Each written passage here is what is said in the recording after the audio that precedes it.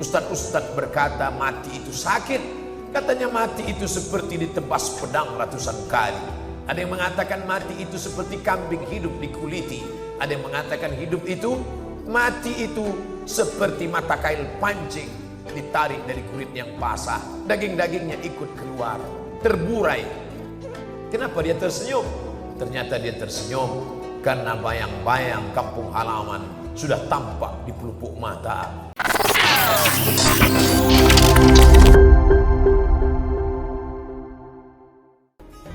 Mata tidak bisa melihat, tertutup.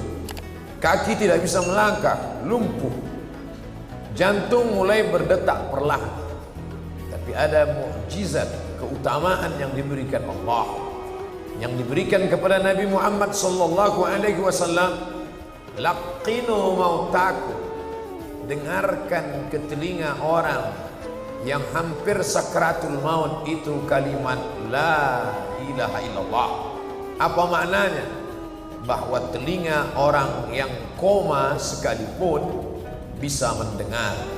Itu mukjizat yang ada pada diri Muhammad sallallahu alaihi wasallam. Orang-orang yang koma, hampir mati, telinganya tidak peka, tidak tuli, mereka bisa mendengar.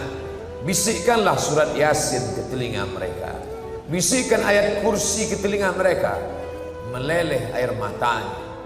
Bukan 1, 2, 3 kali yang dilakukan pada orang-orang yang sakit. Tangannya tidak bergerak, maka dia tidak bisa merespon dengan bersalaman. Mulutnya tidak bisa berkata, tapi air mata tidak dapat ditahan. Air mata salah satu respon. Dia tidak sedih, dia tidak sedang berduka, dia hanya ingin memberitahu bahwa aku mendengar suara. Saat suara azan masuk ke telinganya, dia sangat ingin datang ke masjid ini. Tapi saat itu apalah daya, kaki tak dapat dilangkahkan, tangan tidak dapat dihayunkan. Oleh sebab itu nikmat itu baru kita syukuri ketika dia sudah dicabut dari diri kita. Hari ini kita tidak menganggap nikmat sehat ini nikmat yang besar, karena setiap hari kita sehat. Tapi begitu terasa badan panas dingin, barulah kita merasa, oh, ada satu nikmat yang sudah tercabut. Ada saudara kita yang amat sangat ingin bersama dengan kita, tapi tidak bisa karena satu nikmat diambil oleh Allah. Nikmat itu bernama nikmat sehat. Tapi ada di luar sana yang sehat, matanya sehat, kakinya sehat, semuanya sehat, tapi ada nikmat terbesar yang dicabut dari dirinya, yaitu nikmat iman dan Islam. Alhamdulillah, siang hari Jumat yang penuh barakah, dua nikmat itu masih bersemayam dalam badan kita. Kita masih sehat dan kita masih berkata lantang di hadapan Allah, wajjahtu wajhiya, aku hadapkan wajahku bukan kepada pejabat, bukan kepada orang kaya, lillazi fataras samawati wal ard, kepada dia yang menciptakan langit dan bumi, hanifan, aku condong kepada kebenaran, musliman, aku seorang muslim yang hanya berserah diri kepada Allah. Aku tidak serahkan diriku kepada atasanku, aku tidak serahkan diriku kepada hartaku, aku tidak serahkan diriku kepada manusia. Musliman, aku seorang muslim yang hanya berserah diri kepada Allah. Wa ma ana minal musyrikin, aku tidak persekutukan Allah dengan apapun. Aku tidak duakan dia dengan benda, aku tidak duakan dia dengan manusia. Aku hanya menyembah dia yang esa, tunggal, tak berbilang. Qul huwallahu ahad, katakan Allah esa, Allahus samad, meminta, berharap hanya kepada dia. Iyyaka na'budu, kepada engkau kami menyembah, wa iyyaka nasta'in, kepada engkau juga kami meminta pertolongan. Oleh sebab itu di antara rukun khutbah Jumat, kalau sampai khatib lupa mengucapkannya, maka batal khutbah. Kalau khutbah batal, maka batal solat Jumat. Karena rukun solat Jumat mesti ada khutbah Jumat. Man lagha fala jum'atalah, siapa yang tidak mendengar khutbah Jumat, siapa yang melakukan perbuatan sia-sia, maka tiada Jumat baginya. Solat Jumat bukan sekedar 2 rakaat. Salat Jumat bukan sekedar iftitah, Fatihah, rukuk, sujud, i'tidal, salam. Salat Jumat adalah mendengarkan pesan syukur kepada Allah dengan mengucapkan alhamdulillah, berselawat kepada Rasulullah bil khusus pada hari Jumat sebagai tanda ingat. Man shalla alayya salatan, siapa yang berselawat kepadaku satu kali saja, sallallahu alaihi biha asyra, Allah balas 10 kebaikan. Wa khutat anhu asyara sayyiat, ditutupi 10 dosa silap dan kesalahan. Wa rufi'at lahu asyara darajat, dinaikkan 10 derajat tingkatan kemuliaan di hadapan Allah Subhanahu wa taala. Datang dari Fakfak menuju Jakarta, singgah sebentar di kota Sorong. Ini bukan kota tujuan, ini hanya kota persinggahan. Sementara pesawat tiba, maka duduklah sejenak. Begitulah agaknya hidup ini. Ini bukan negeri kita, ini bukan tujuan utama. Kita datang dari alam roh, selesai dari alam roh singgah sebentar di alam rahim. 9 bulan 10 hari sampai masanya kita pindah ke alam dunia. Di alam ini tidak lama. Kata Nabi, umur umatku baina sittina wa sab'in, ada yang 60, ada yang 70, sedikit sekali yang lebih. Lalu kemudian setelah itu berpindah ke alam berikutnya disebut dengan alam barzah. Di alam barzah berapa lama? Sementara malaikat meniupkan sangkakala. Ketika ditiupkan terbelahlah langit, naiklah air laut ke darat, tumpah manusia. Setelah itu kita pun akan bangkit, terjadilah hari kiamat. Setelah itu barulah kita akan menempati akhir dari segalanya. Itulah alam yang kekal abadi. 2 kali diulang dalam Al-Quran, walal akhiratu khairul laka minal ula, akhirat itu lebih baik daripada dunia. Wal akhiratu khairu wa abqa, akhirat lebih kekal, lebih baik, lebih abadi.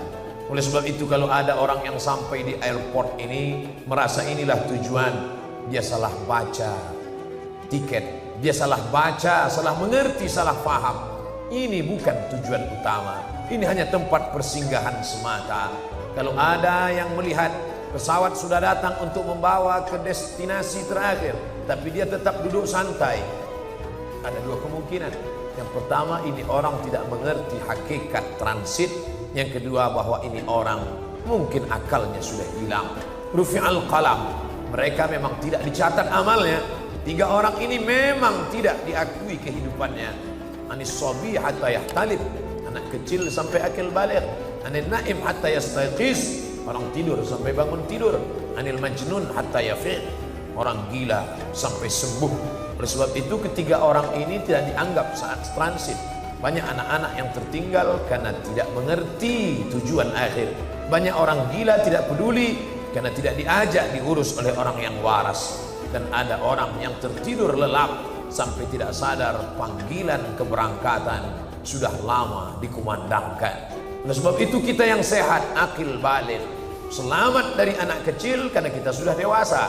Kita tidak tidur karena kita terjaga, dan kita bukan orang gila karena kita adalah orang yang akil, berakal, baligh, umur sudah sampai.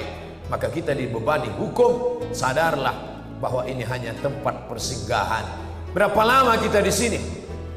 Idza jaa ajaluhum, kalau waktu transit sudah tiba, la yastakhiruna sa'atan, tidak ada dapat menunda walau sesaat pun. Wala yastaqdimun, tidak pula dapat dimajukan walau sesaat. Apapun jabatanmu, apapun kekuasaanmu, siapapun engkau, kalau sudah waktu keberangkatan tiba, maka engkau akan berangkat sampai akhirnya engkau kembali kepada tujuan yang utama. Dan Allah memanggil, ya ayyatuhan nafsul mutmainnah, wahai jiwa-jiwa yang tenang, irji'i, kembalilah ke kampung halamanmu yang asli, radiyatan, dalam keadaan jiwamu menerima ridha, mardiyah, dan Allah pun senang karena kau pulang ke tempat yang kekal dan abadi. Fadkhuli fi ibadi, masuklah dalam golongan hamba-hambaku yang saleh. Fadkhuli jannati, masuklah ke dalam surgaku. Begitulah orang yang senang akan kembali ke kampung halaman setelah lama dalam perantauan, terasa asing, terasa aneh, terasa tidak nyaman. Di tempat yang asli dia merasa tenang. Maka ketika dibuka penutup wajahnya, dia tersenyum. Ustadz-ustadz berkata mati itu sakit. Katanya mati itu seperti ditebas pedang ratusan kali. Ada yang mengatakan mati itu seperti kambing hidup dikuliti. Ada yang mengatakan hidup itu, mati itu seperti mata kail pancing ditarik dari kulit yang basah, daging-dagingnya ikut keluar, terburai. Kenapa dia tersenyum? Ternyata dia tersenyum karena bayang-bayang kampung halaman sudah tampak di pelupuk mata. Dia disebut dengan syahid. Syahid artinya melihat. Mengapa mereka disebut orang yang mati syahid? Karena sebelum rohnya keluar dari jasad, malaikat mengepakkan sayapnya. Ini tempat tinggalmu di surga. Ini sahabatmu nanti di sana. Ini tempat tinggal dengan air yang mengalir. Mala a'yunun ra'at, belum pernah dilihat mata. Wala udhunun sami'at, belum pernah didengar telinga. Wala khatara ala qalbi bashar, belum pernah terlintas di hati manusia. Orang heran, mengapa dia tersenyum? Tapi orang yang mengerti, faham, 14 abad yang lalu Nabi kami sudah berpesan, ada orang-orang yang melihat tempat tinggalnya sebelum dia meninggalkan tempat transit yang sementara ini. Bolehkah kita bermain-main di sini? Jangan. Ini tempat mengumpul kekuatan. Sementara penerbangan tiba, sempatkan ke toilet. Mungkin nanti akan sulit buang air kecil. Sementara penerbangan tiba, sempatkan meluruskan tulang belakang. Mungkin nanti duduk perjalanan akan panjang. Sementara penerbangan tiba, sempatkan menarik nafas. Mungkin ada makanan yang bisa disantap, karena nanti perjalanan akan panjang. Ini tempat mengumpulkan kekuatan. Carilah harta sebanyak-banyaknya. Untuk apa? Untuk bersedekah kepada anak yatim, karena itu nanti yang akan mendekatkan dengan Nabi Muhammad sallallahu alaihi wasallam. Carilah rezeki sebanyak-banyaknya, bukan untuk di tempat ini, tapi untuk mendirikan sekolah, untuk membantu fakir miskin, karena itu nanti yang akan menolong ketika tempat tujuan tiba. Buatkanlah sumur bor, karena air akan mengalir di tenggorokan orang yang susah. Begitu pula lah air itu akan menetes di liang lahat kubur penantian yang panjang. Man taraka dunyahu li akhiratihi, apakah orang yang baik itu orang yang meninggalkan dunia lalu dia hanya hidup untuk akhirat saja? Bukan. Liyusiba minhuma jami'an, dapat dua-duanya. Makanya kita diajarkan doa, Rabbana atina fid dunya hasanah. Dunianya mesti baik, dunianya mesti kaya, dunianya mesti sejahtera. Masjid ini dibangun oleh orang yang kaya. Orang yang kaya saja yang bisa membangun masjid. Man bana masjidan, siapa yang membangun masjid? Banallahu mithlahu baitan fil jannah. Dia sudah booking satu tempat di surga. Siapa yang punya tempat di surga? Orang kaya. Siapa yang paling dekat dengan Nabi Muhammad sallallahu alaihi wasallam? Ana wa kafilul yatim, aku dan orang yang menyantuni anak yatim, kahataini fil jannah, seperti dua jari ini di surga. As-sababah, jari telunjuk, wal wusta, jari tengah, wa farraja bainahuma, begitulah dekatnya aku dengan Nabi Muhammad, dengan orang yang menyantuni anak yatim. Siapa yang bisa menyekolahkan anak yatim? Siapa yang bisa membiayai anak yatim sampai menjadi dokter spesialis kalau bukan orang kaya? Oleh sebab itu kalau ada orang miskin mengaku beriman, hidup bersusah-susah, maka ini bukan orang yang memahami hakikat dunia. Tapi dunia ini jangan sampai mengelabui mata. Mata'ul ghurur, kenikmatan yang sementara semata. An-nasu niyam, manusia itu pada hakikatnya tidur. Falamma matu, ketika mereka mati, intabahu, barulah mereka sadar sesungguhnya mereka dalam tidur yang panjang. Hari ini ada orang kaya, sebenarnya dia mimpi jadi orang kaya. Hari ini ada orang yang punya jabatan, sebenarnya dia sedang mimpi menjadi raja di raja. Ketika malaikat maut mencabut nyawanya, barulah dia sadar, oh ternyata aku hanya tidur panjang. Hakikat sebenarnya nanti kalau sempat hartamu itu kau buat untuk infak, wakaf, sedekah, itulah yang kekal abadi. Hari ini kau masukkan uang 5.000, 10.000, lalu yang kau simpan 10, 100 juta, 1 miliar, yang 1 miliar akan dibagi oleh anak istrimu menjadi harta warisan. Yang 5.000, 10.000, itulah yang kekal abadi akan kau bawa mati. Dunia ini seperti satu tetes air di ujung jari.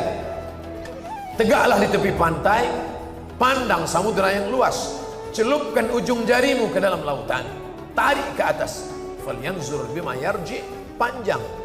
Apa yang kau lihat di ujung jarimu? Kalau ada setetes air, itulah dunia. Sedihkah engkau? Tidak. Andai tidak dapat, tidak sedih, karena yang tidak dapat itu hanya setetes air. Andai dapat, jangan sombong. karena yang kau peroleh pun hanya setetes air. Saudaraku, ketika kau geluti dunia ini dengan semangat, ternyata tidak dapat, jangan sedih, karena ada yang lebih indah daripada dunia. Andai dapat, jangan sombong, karena yang kau dapat itu pun hanya setetes semata, hanya sekedar persiapan di tempat menuju penerbangan tiba. Ish masyikta, hidup sesuka hatimu. Kau mau hidup dengan cara sekuler, kau mau hidup dengan cara liberal, kau hidup dengan cara Fir'aun, kau mau hidup dengan cara Qarun, silakan.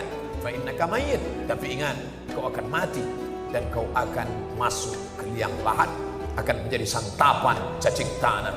Kalau sempat engkau mengusap kepala anak yatim, kalau sempat kakimu melangkah sholat ke masjid, kalau sempat engkau tahajud di tengah malam, beramal ini sempat-sempatkan, karena sampai masanya kesempatan tak lagi tiba. Hidup sesuka hatimu, kau akan menjadi mayat.